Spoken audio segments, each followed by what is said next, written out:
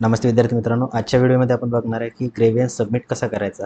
आता या ठिकाणी लॉग इन केलेल्या विद्यार्थ्याचं या ठिकाणी बघा दिसते तुम्हाला सम ग्रेव्हियन्स आलेले, 2 डिस्क्रिपन्सी आलेले आहे ना. आता हे डिस्क्रिपन्सी सॉल्व्ह करायचे असतील तर काय आलेले आहे या ठिकाणी कॅटेगरी डिटेल, की या ठिकाणी NCL अपलोड केलेली नाही आहे, डॉक्युमेंट अपलोड असे 2 ग्रेव्हियन्स या ठिकाणी आलेले आहेत. ओके, त्यासाठी तुम्हाला काय करायचं आहे, तिथं सबमिट ग्रेव्हियन्सवरती क्लिक करायचं.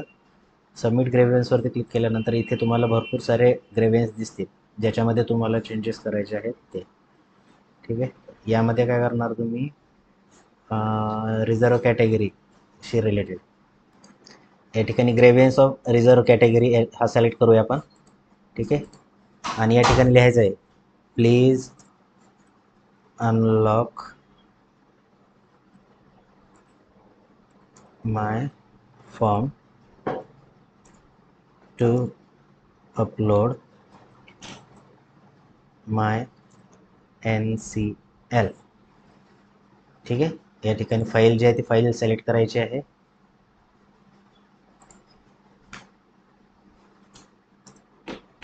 फाईल इथं अपलोड केलेली आहे आपण. ठीक आहे,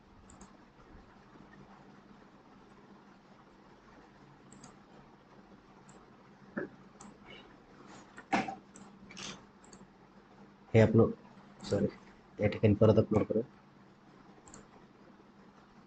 ओपन फाईल अपलोड झालेली आहे. या ठिकाणी सबमिट ग्रेव्हियन्सवरती क्लिक करा.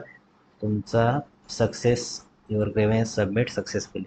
ठीक आहे, ग्रेव्हियन्स पाठवले आपण. आता काय होईल, तुमचा ग्रेव्हियन्स त्यांनी ॲक्सेप्ट केला की इथे तुमचा फॉर्म काय होईल, ओपन होईल.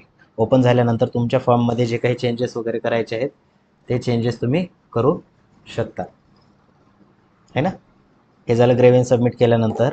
अनलॉक झाल्यावर तुमची प्रोसेस कशी करायची ते मी पुढच्या व्हिडिओमध्ये सांगतो. ठीक आहे, थँक्यू.